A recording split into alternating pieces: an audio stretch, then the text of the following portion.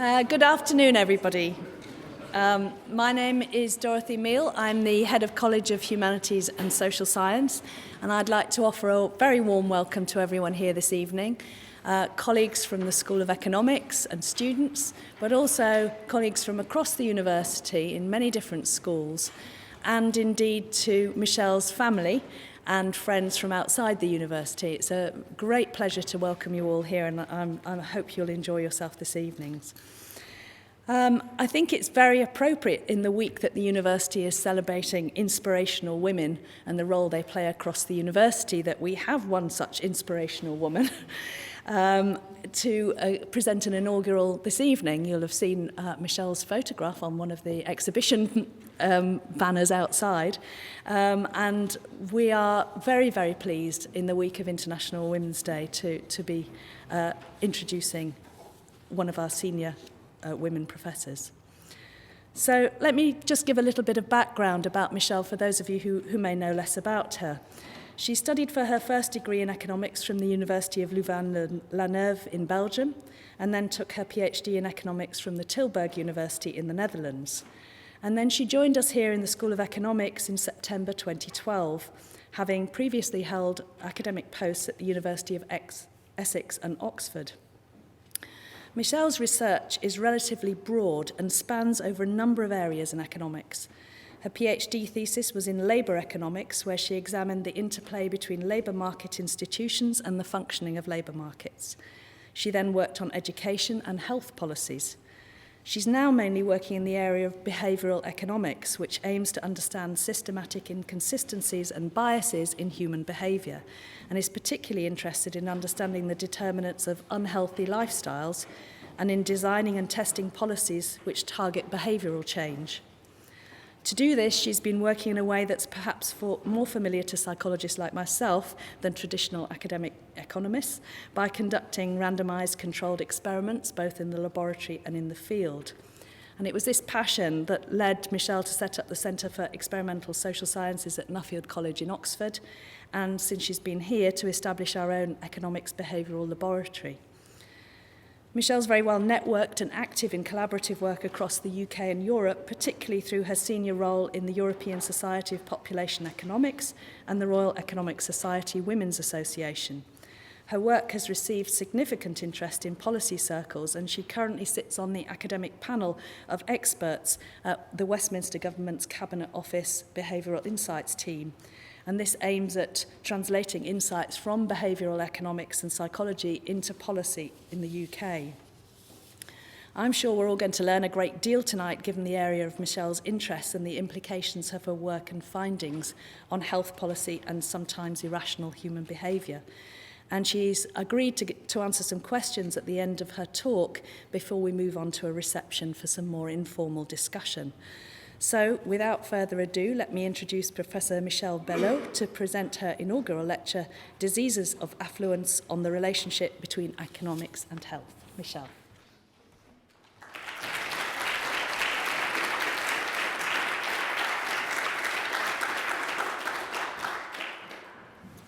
Well, thanks a lot for the nice introduction, and thanks a lot for coming and attending this lecture. I'm delighted to see so many familiar faces. And at this point, I just want to say a special thank you to those who traveled from other countries to be here today. It is a great honor to give this lecture. It feels like a milestone, but preparing it actually helped me a lot to look ahead rather than back. Since I'm still at a relatively early stage of my career, or at least I hope, I thought I would use this opportunity to talk not only about the work I have done, but also, and perhaps more importantly, about the work I would like to do, and about the questions that inspire me to pursue an academic career. Ideally, I'd like to go and to look back 20 years from now and be proud of the work I have accomplished. But the challenge is big. The problems we face in our current society are often quite intimidating, and I'm often concerned that the difference we can make as academics will be too small. We spend many hours and days thinking hard about problems, trying to come up with new angles to important societal problems, but research is hazardous. And even the most disciplined and smartest researchers I know do not always get results. So with this in mind, I will present what I have tried and will try to do, but I want to be modest. My research interests, as Dorothy said, are quite broad and cross various fields in economics.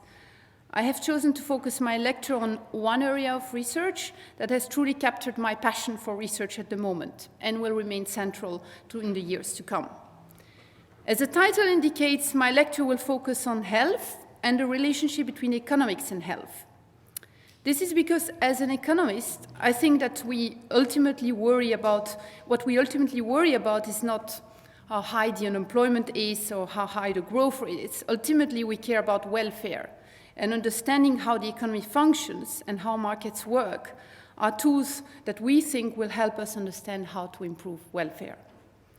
Actually, I spent my childhood in the area of Charleroi in Belgium that used to be a prosperous area in the times of coal and steel production. But at the time I was growing up, it was a very depressed region with one of the highest rates of unemployment in the European Union. And that certainly made an impression on me, and I was keen to understand why other countries seem to fare much better than Belgium. So I went to the Netherlands, and I wrote my PhD dissertation on unemployment. Then over the years, what I came to find most perturbing and perhaps depressing with the state of the economy is the fact that despite ups and downs in macroeconomic indicators, and we know we've had several of those recently, we, and by that I mean Western developed countries, are rich, very rich, relatively to other countries in the world. The growth we have experienced over the last century is extraordinary, particularly in the light of history. Here you can see the GDP per capita in real terms and purchasing power parity. You can see that the growth we have experienced in the 50s and 60s especially made us dramatically richer than we used to be. So it is particularly disappointing to see that despite our accumulated economic development, our populations are not doing that well, or at least not as well as one would hope, given the level of income per capita we have achieved. In fact, and that is what I referred to in the title, as societies develop, they seem to be plagued by what has now become commonly called diseases of affluence, diseases or health conditions that are associated with economic development. The most common diseases falling under this umbrella are cardiovascular diseases, cancer, diabetes, osteoporosis, dementia, Alzheimer, and a number of others. The list is actually quite long. The changes have happened very fast, and the prevalence of chronic conditions is remarkably high. For example, in 21 of the 34 OECD countries, more than 50% of the adult population is now defined as being overweight or obese. Obviously, the first comment that comes to mind is that, yes, perhaps our populations are not perfectly healthy, but again, relatively to other countries and to our history, we have actually also experienced substantial improvements in health. And these improvements should, of course, be largely attributed to economic development. We have experienced great increases in life expectancy, as you can see in this graph, and we have pretty much eradicated deaths from infectious diseases, except, of course, from HIV, and we are now able to overcome diseases that would have killed us before. But still, one puzzling question is, why does economic development come along with new diseases? The first answer could be that it's just because economic development lengthens life, and these new diseases are just the price to pay to live longer.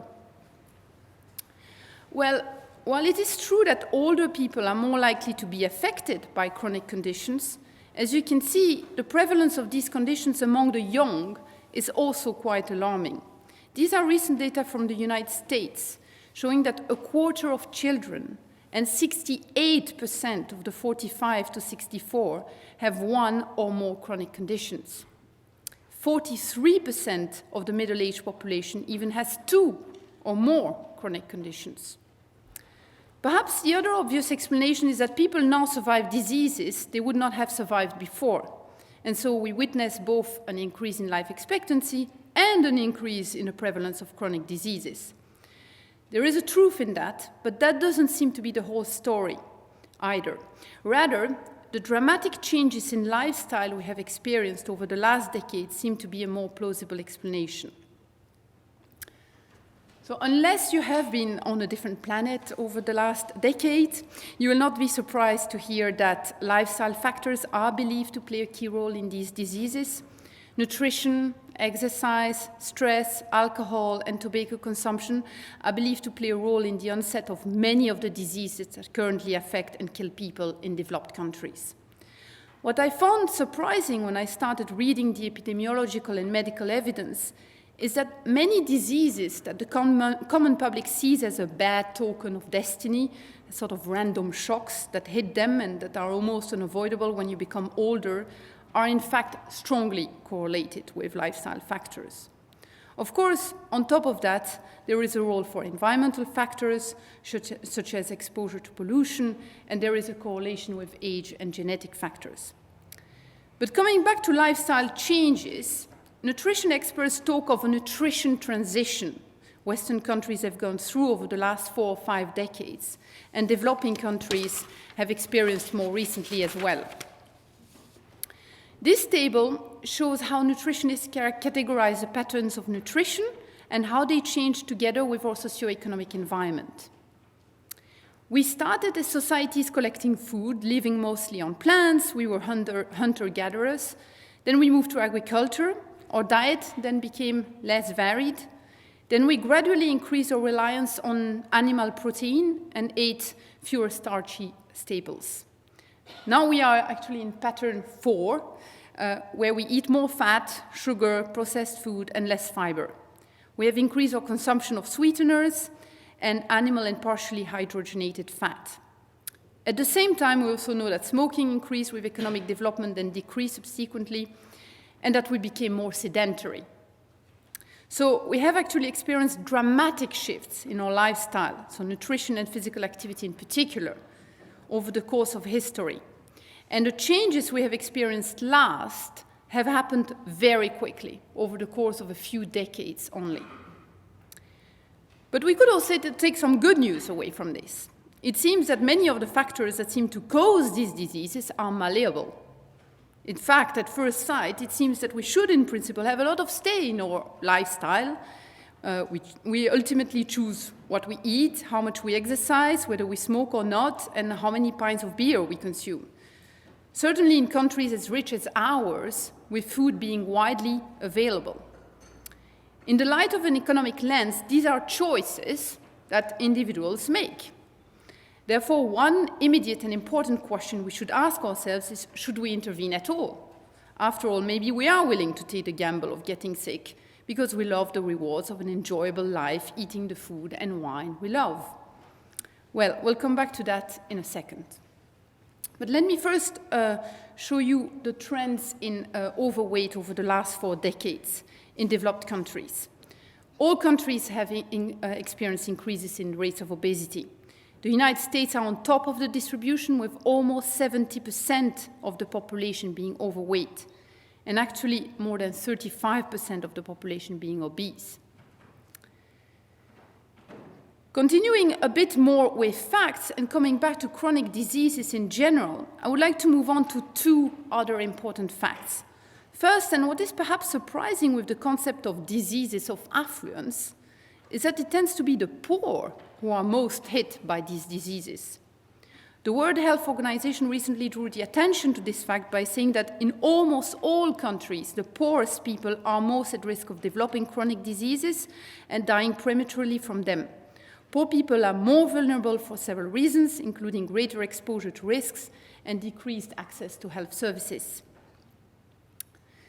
There is a clear socioeconomic gradient in health. In fact, Professor Michael Marmot, a British professor well known for his studies on the relationship between socioeconomic status and health, and chairing the World Health Organization Commission on the social factors that determine health, took a Scottish city, not far from here, Glasgow, as an example of stark health inequalities, noting that a boy in the deprived area of Calton had an average life expectancy of 54 years, compared with a boy from affluent Lenzie just 12 kilometers away, in East Dunbartonshire, who could expect to live to 82. This table compares the likelihood of getting a disease if you are low educated in comparison to highly educated. If both were equally likely to be sick, the odds ratio would be equal to 1. And as you can see, lower educated individuals are more likely to be affected. They are almost twice as likely to get a stroke or a disease of the nervous system, for example. Only allergies are more prevalent among the higher educated. And this trend is particularly pronounced among the young. So when countries become richer, they show an increase in the prevalence of chronic diseases, but it is the poor who actually get more affected. This shows how intricate the relationship is between the state of the economy and health. Continuing the puzzle a bit further, let me come to the second fact. The term disease of affluence was coined in the 80s when they were most prevailing in developed countries. But as developing countries have continued developing, it appears now that they are the ones most affected by these diseases. There is a quote by someone called Kevin Patterson, who was a Canadian doctor and novelist, who actually witnessed firsthand the spread of diabetes among the Inuit living in the Arctic Circle and among the Pacific Islanders. And he summarizes the phenomenon as follows. Everywhere Western ideas touch down, people get fatter. Urbanization is literally making us sick. In fact, the world is rapidly shifting from a period in which the higher income countries are dominated by patterns of degenerative diseases, whereas the lower and middle income countries are dominated by receding famine, to one in which the world is increasingly being dominated by degenerative diseases. Perhaps, and even more surprising, and I quote the World Health Organization again, chronic diseases such as heart disease, stroke, cancer, chronic respiratory diseases, and diabetes are by far the leading cause of mortality in the world, representing 60% of all deaths. It is actually double the number of deaths for all infectious diseases, HIV, AIDS, tuberculosis, malaria, maternal and perinatal conditions, and hunger combined. Perhaps contrary to the perception, low and middle income countries are currently hit the hardest by these diseases. I will spend most of my time talking about nutrition because this is what I know best and where I've done most work. I personally find nutrition particularly interesting for economists because food is the most basic scarce resource I can think of, and economics is about the allocation of scarce resources in society. We all have to eat to survive, and we almost all have to trade to get food. Now, I find the market for food particularly fascinating because it raises a lot of questions inside and outside academia. With estimates of a third of food production going to waste, a coexistence of the hungry and the obese, often in the same countries, it seems legitimate to ask whether the food markets function well. Food consumption has large externalities as well, not only in terms of health costs, but also for the environment. The United Nations recently put out a report saying that livestock alone are responsible for 18% of greenhouse gas emissions, which is actually more than the estimates for all transportation combined.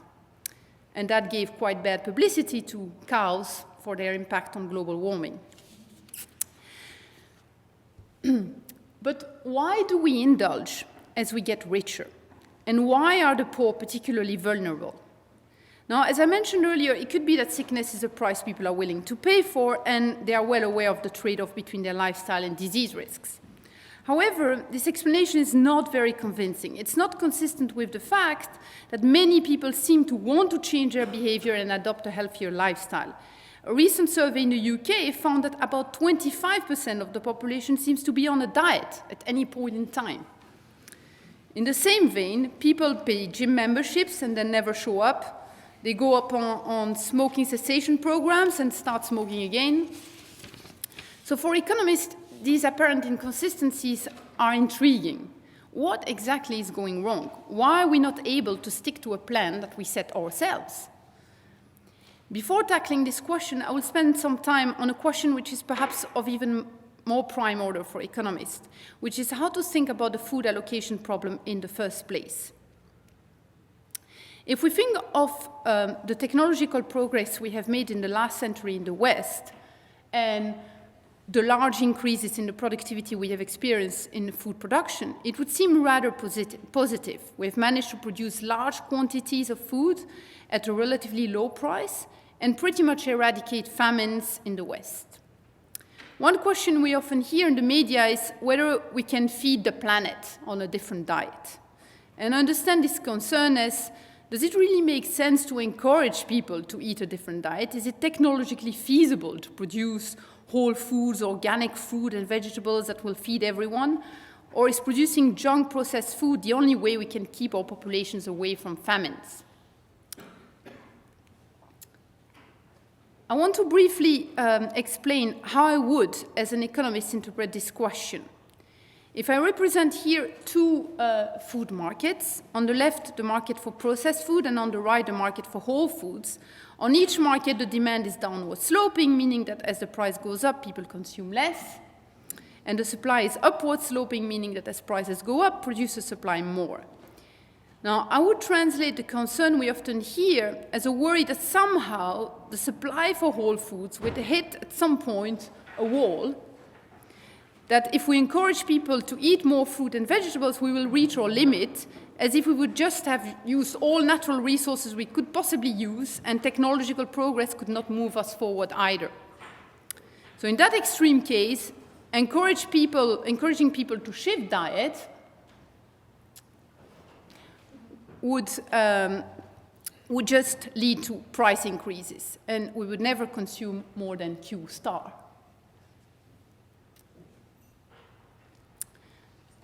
But the question of what is feasible is directly related to what we represent as a supply curve. Now, technological improvements would imply that the supply curves can also shift to the right. Now, of course, there's a whole field in economics interested in understanding what determines investments in new technologies and how these investments may be triggered by increases in consumer demand. I'm not going to go into details here, but if we just focus on what is technologically feasible at the moment, what we know is that our current diet, which relies heavily on animal protein, is much more resource intensive than diets that rely more heavily on plants. So at the moment, if anything, it seems that we could feed many more people if the food supply was geared towards a diet richer in fiber, fruit and vegetables, and low in animal protein. Currently, 35% of the plants we grow is used for animal feed. Typically, grain-fed cattle operations use 30 kilograms of grain to make 1 kilogram of edible boneless beef. In fact, there are estimates that at our current level of technology, we could increase our current food supply by 50% by switching to an all-plant diet. Thus, sorry about that. Thus, a priori, there is a case for intervening and for encouraging people to switch their diet. It seems technologically feasible and potentially welfare improving. But to do this, we need to better understand what is going wrong at the moment. Why are people not choosing a healthier diet? So let me briefly again introduce how economists would approach this question. Now I'll start with the basic economic model. So we see choices as the outcome of an optimization process, which can actually be conscious or not, whereby people choose what they eat so as to be as well off as possible, so as to maximize their utility, as we say. Subject to constraints, such as, for example, a budget constraint. For simplicity, let's assume that people can choose between crisps and fruit and vegetables.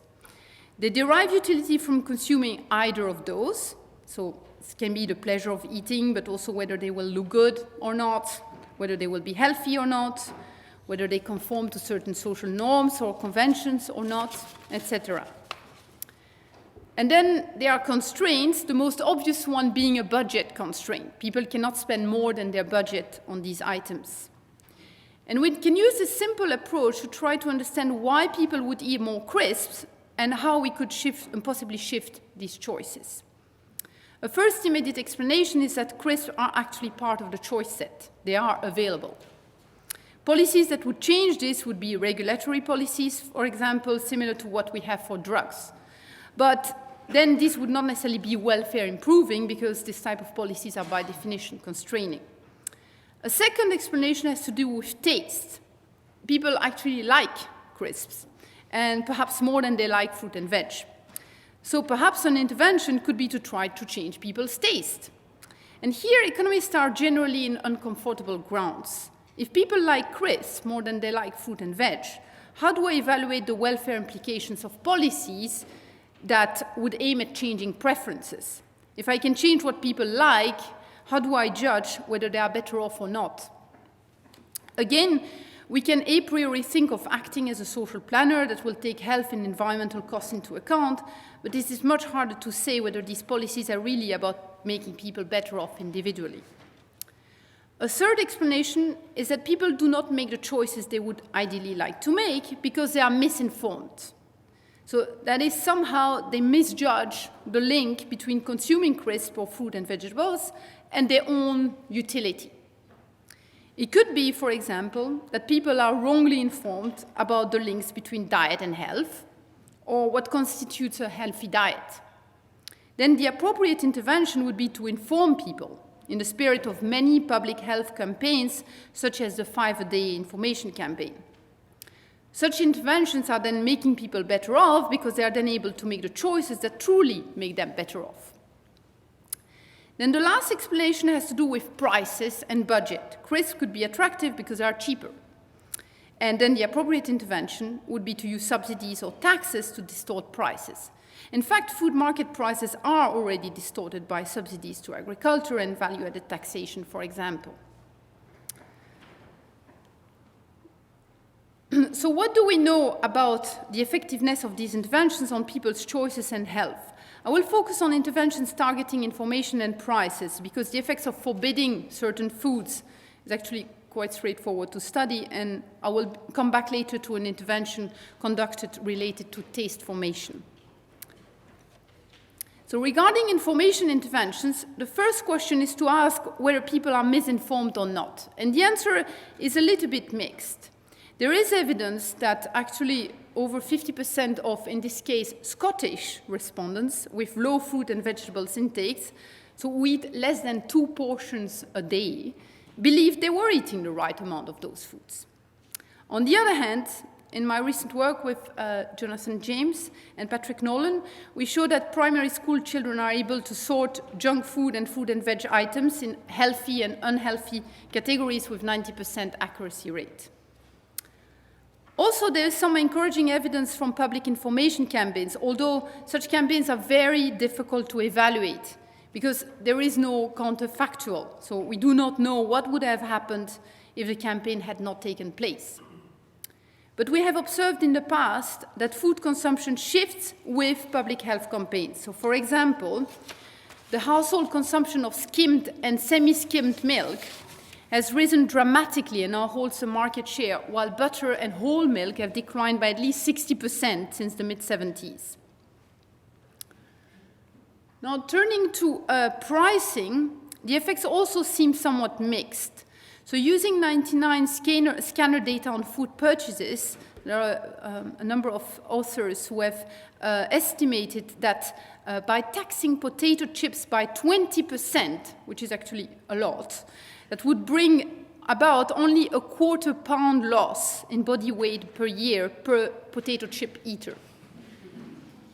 So other evidence suggests that when statistically significant associations were found between food and restaurant prices, so taxes, and weight outcomes, the effects were generally small in magnitude, although in some cases they were larger for low socioeconomic population, socioeconomic status population, and those at risk for overweight and obesity. But with this mixed success, a number of economists have begun wondering whether we had the correct model of behavior. They have thought of 2 important classes of extensions to the basic model I have presented. One has to do with habit formation. The idea is to explicitly take into account the fact that preferences are shaped by exposure. What I consume today affects what I like tomorrow. The interesting implication of this is that if we succeed in changing exposure for a sufficiently long period of time, such that taste can adapt, then choices will be influenced in the longer run as well. So interventions could in principle be more limited in time and perhaps target earlier periods of life when tastes are forming. But again, economists tend to be in somewhat uncomfortable grounds here because it is much harder to evaluate the welfare implications of such policies because they change people's preferences. The second extension is part of the broader field of behavioral economics, which has identified important anomalies, or what we call systematic deviations from the basic rational agent we often use in economics, in behavior. The anomalies that are particularly relevant to dietary choices are those that seem to occur across a range of decision domains that are all what we call intertemporal in nature. That is, that are decisions that have implications for the future, such as savings decisions, education decisions, or actually marriage decisions as well. So, Psychologists and economists have discovered over the last decades that there were systematic anomalies characterizing these choices. In a wide range of domains, people do not seem to stick to their plan and then tend to procrastinate. So, for example, again, a recent survey showed that 68% of smokers would like to quit smoking. But among those who report seriously trying to quit, approximately 40% of those were not able to quit for even one day. And less than 5% succeeded in stopping smoking for more than 6 months.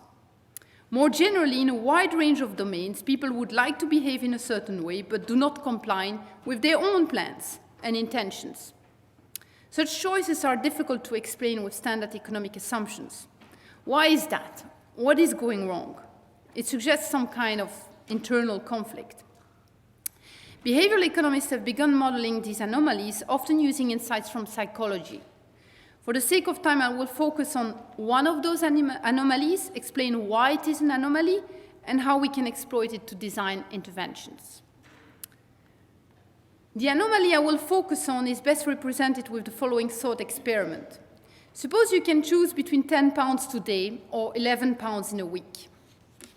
And suppose I'm also asking you to choose between 10 pounds in a month and 11 pounds in a month and a week. Then what such experiments typically find is that people prefer B in the second case and A in the first case. Now the problem is that if you ask them again in a month, most people would probably reverse their choice and choose A again. And this is inconsistent. It is equivalent to say, today is my last burger, and then tomorrow I'll go on a diet. But then tomorrow comes, and the burger is more attractive again, and you keep postponing going on a diet. Why do we do this? Behavioral economists have begun modeling such anomalies by, for example, thinking of the discount rate as increasing over time. Economists are very familiar with the idea of discounting the future. We all have a preference for the present, but the standard assumption is that the discount rate is fixed over time, meaning that it's the same between today and tomorrow as it is between a year and a day from now. If the discount rate is increasing hyperbolically, for example, then you can explain the reversal in choice. Why what appears the better option today may not appear the better option a year from now. The second idea that has been proposed has to do with two minds at work. So recent progress, again, in neuroscience suggests that different parts of the brain may be active in different types of decisions, and that immediate decisions may perhaps be more based on instinctive mechanism, while plans are based on cognitive reasoning. Of course, having the appropriate model of behavior is really quite important to design appropriate policies. And as it is now, I do not think we are quite there yet. So what are the implications for policy? We should first note that if indeed behavioral anomalies are responsible for poor eating habits, then policy interventions can be portrayed in a great light from a welfare perspective, because they can be seen as interventions that correct for errors that we would like not to make, rather than pushing us in directions we don't like to go. What is interesting about these behavioral anomalies is that it is possible to design interventions that will that will be effective precisely because these anomalies exist. So, for example, providing commitment devices may be effective, or providing immediate incentives playing on the desire for immediate gratification and the intertemporal inconsistency I have just described. Nudges, which are typically low-cost interventions in a choice environment, such as, for example, changing where the fruit and veg are placed in the canteen, may be effective as well by increasing the immediate cost of accessing unhealthy food and decreasing the cost of accessing healthy foods. But then, as we mentioned earlier, if dietary choices are habit-forming in the way I've described, then we can see how the behavioral anomaly could even be exacerbated by this process of habit formation. I eat a burger today, thinking I will switch to a healthy diet in the future, but then in the future, I like the burger even more because I've eaten it in the past. If we are vulnerable to time inconsistencies, and if tastes are formed by exposure to certain foods, then we need an intervention that will help people overcoming the time inconsistency and will help them forming new habits. These ideas have inspired us to design and test interventions for children in the UK primary schools. So together with my colleague, Jonathan James, who is somewhere here, there, and Patrick Nolan, we have conducted a large-scale field experiment in 30 UK primary schools to study whether increasing exposure to fruit and veg for a period of time by providing incentives could lead to permanent changes in behavior. The idea is again inspired by the fact that children may put too much weight on the immediate benefits of their choices and little weight on the future benefits of a healthy diet.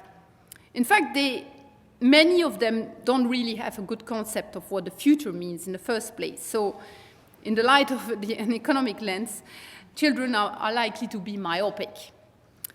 So using immediate incentives aims at distorting this trade-off. Since they overweigh the immediate benefits, the incentives could shift the relative attractiveness of fruit and veg versus other foods such as chocolate. It seems worth pointing out that there is actually a bulk of evidence showing that interventions targeted at reducing the prevalence of obesity among children are more effective for some groups of children than others. Girls are more responsive than boys,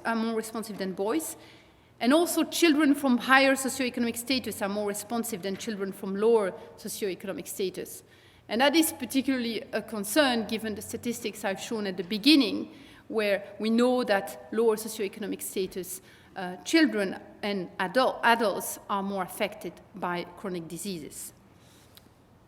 We actually have also found similar heterogeneity in responses in a study we did that was evaluating the effects of the Jamie Oliver Feed Me Better campaign conducted in 2004 in Greenwich schools.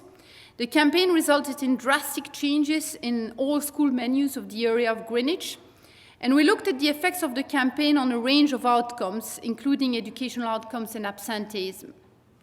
So the picture shows you the percentage changes in educational test scores observed in Greenwich between the years after the campaign and 2 years before the campaign relative to the changes observed in the control group, consisting of basically neighboring comparable London local authorities.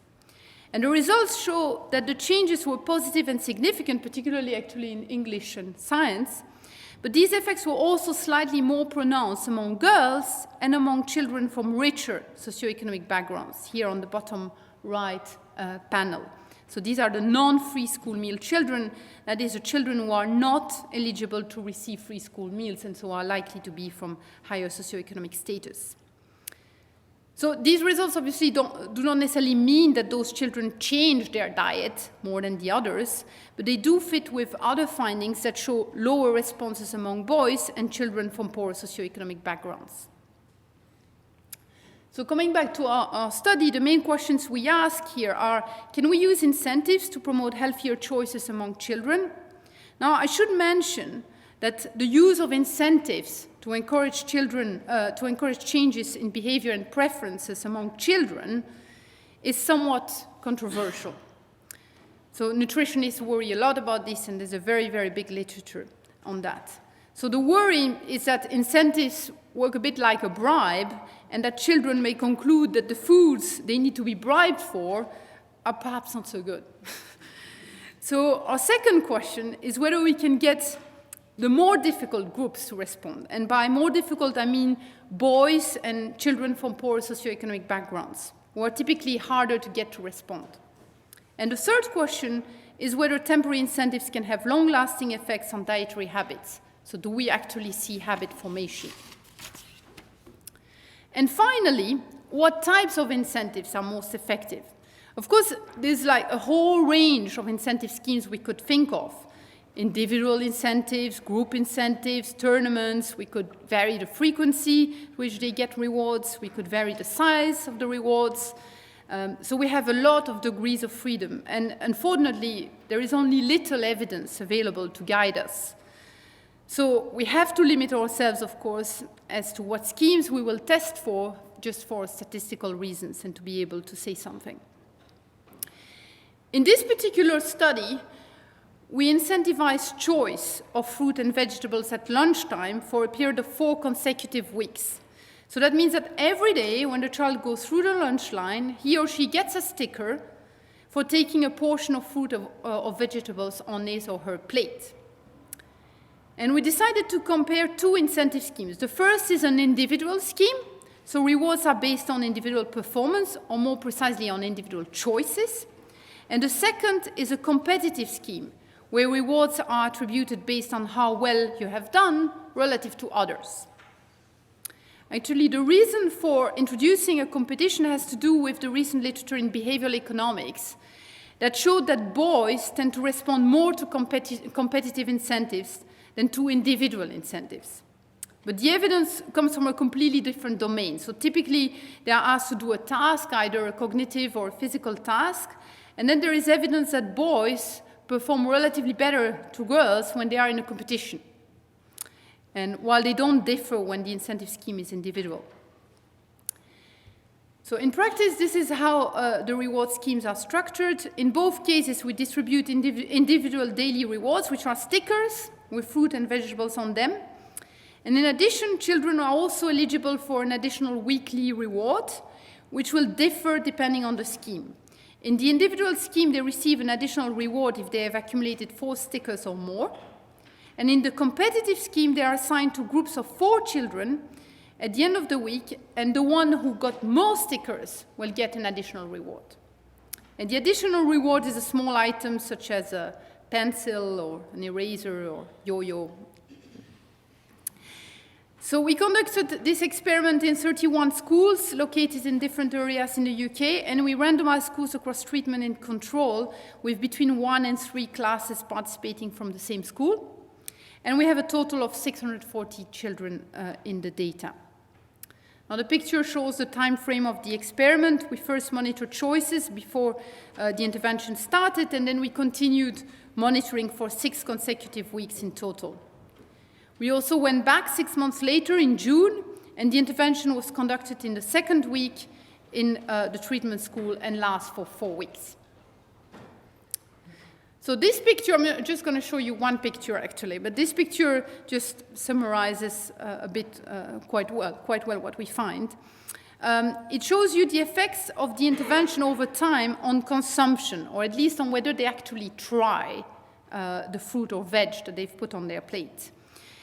The vertical axis shows you the percentage of days in the week where the child ate part of a portion of fruit or veg at lunchtime. Okay? And as you can see, there is an immediate increase in consumption as the schemes are implemented. We can also see that the competitive scheme seems slightly more effective at maintaining the effects than the individual scheme. But we also see an improvement in the control group, which will actually become statistically indistinguishable from the treatment group 6 months later. We do not exactly know the reason for this. It could be that monitoring children's choices had an effect in itself on their consumption, or it could be that schools tried alternative methods to encourage their pupils to eat more fruit and vegetables at lunch. Nevertheless, these results are somewhat encouraging and show that incentives can potentially be helpful policy instruments to encourage fruit and vegetable consumption among children. I'll also give you a flavor of the other results we find. First, we find that the competitive scheme is more effective overall. If we split our sample by age, we find that older children respond more to both schemes, and in fact, the individual scheme has actually adverse effects on the younger children, which are in year 2. And we also find that the competitive scheme works for both gender, and in fact we find that boys respond as well, and even more than girls, to the individual scheme. Finally, and this is perhaps the finding that is most interesting to us, we find that poorer and richer children respond. And if anything, the children from poorer socioeconomic backgrounds respond even slightly more. So moving now to the long-term effects and habit formation, we actually find persistent effects once the incentives are removed, so just the week after. However, the differences between treatment and control groups fade away 6 months later. So the control group, as you have seen in the picture, increases consumption of fruit and veg as well. So there is a notable exception, though, which is the one from children from poorer socioeconomic backgrounds again. And so we do find that they seem to keep their newly acquired good habits in the longer run as well. Now, I want to finish my lecture by talking about my future work. So first, I'm very pleased to be involved in a large EU consortium grant with several other EU collaborators, and that's really very much thanks to Professor Gareth Lang, who is here in the room and who initiated the application. And John Menzies and Gareth have been amazing people to collaborate with from another school. This is an interdisciplinary grant involving neurobiologists, neuroscientists, psychologists, and social scientists. I'm actually absolutely convinced that an interdisciplinary approach is the way to go to design effective policy interventions and understand better the determinants of dietary choices. As economists, we tend to approach choices as reason-based, weighing costs and benefits. And we don't believe that people necessarily consciously make these trade-offs, but the question is, do we behave as if we make these trade-offs? And in an evolutionary perspective, you would hope that we have been equipped with fundamental reward systems that allow us to make optimal choices. But of course, the question is whether these systems are still optimal in the current circumstances. As I discussed in the beginning of the lecture, we have experienced dramatic changes in our socioeconomic environment. We now have wide accessibility to food, and our food is partially engineered by the food industry. So perhaps there is a mismatch between our reward systems and the current circumstances. As it is now, we still understand too little about the interplay between basic physiological reward mechanisms and cognitive mechanisms, and our future work will attempt to make progress on that. We, and by that I mean Jonathan James, Valeria Scafida, who is also here, and myself, intend to conduct more experiments with low-income households, specifically with young children and pregnant women, because we would like to understand better the mechanism driving preference for obesogenic foods, how they come about, and why are the poor more likely to eat these foods. We would like to study systematically the different mechanisms that have been proposed and see how relevant they are for understanding why the poor are more vulnerable to poor eating habits. Our experimental interventions will change prices and information. We'll also collect information on behavioral anomalies and see how they correlate with dietary habits and with responses to the interventions. We'll study habit formation by exposing a subsample to a different diet for a period of time and study the impact on the habits of the parents and the children. Then I'm also interested in understanding better the role of socioeconomic circumstances themselves and how they affect behavior and health. I would particularly like to focus on the relationship between socioeconomic circumstances and stress. What is the relationship between socioeconomic circumstances and stress, and between stress and eating behavior, and directly actually between stress and health? I will actually show you an intriguing picture correlating income inequality to rates of obesity. And you see that the US and the UK are on the top right, unequal societies with high obesity rates. Norway, Sweden, Switzerland, and Japan are on the bottom left, equal societies with low rates of obesity. Of course, there are lots of explanations that could explain such pattern. Food prices differ across countries, information may differ, access to healthcare may differ, etc. But I think it's worth pointing out that obesity rates are particularly high in countries that are more unequal, such as the UK and the United States. You will also spot Greece there. The data is actually from before the crisis, but it is a relatively unequal society, and it has one of the highest rates of obesity in developed countries. As economists, I think we should ask ourselves whether there is a causal link and whether inequality itself can trigger demand for obesogenic foods, and investigate what the mechanism could be, and whether the stress caused by income insecurity, for example, or inequality itself could be an important mechanism. In fact, there's also direct evidence on the effect of stress on physical health. So this Professor Robert Sapolsky at Stanford University is actually one of the world lead neuroscientists studying the physiological effects of stress. And as an economist, I find this research particularly fascinating because I'm particularly interested in understanding whether the stress mechanism could, at least partly, explain the link between socioeconomic circumstances and health. There are actually experts who argue that stress may very well be a key factor explaining the Glasgow effect.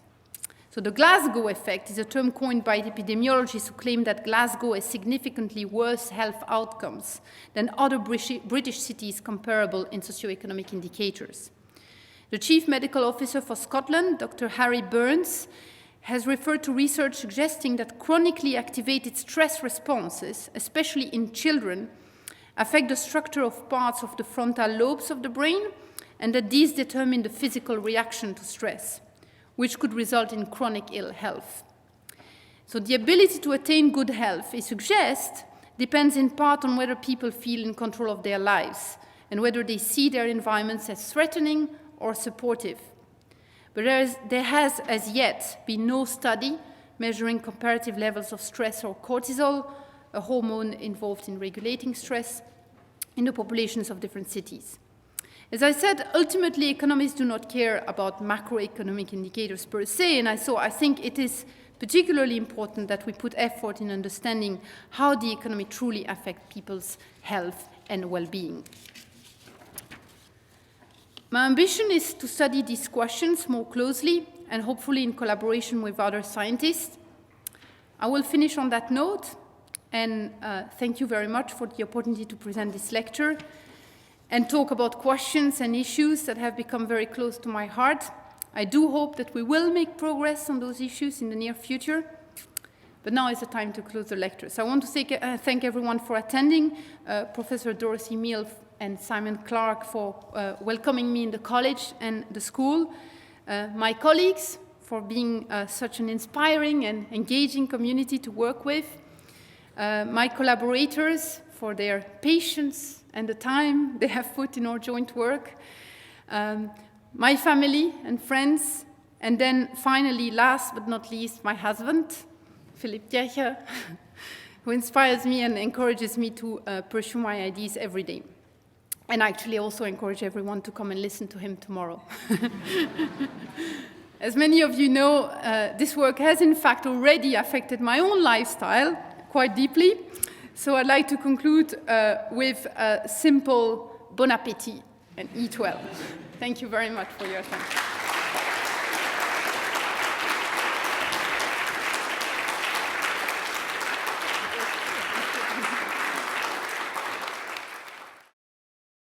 This production is brought to you by the University of Edinburgh.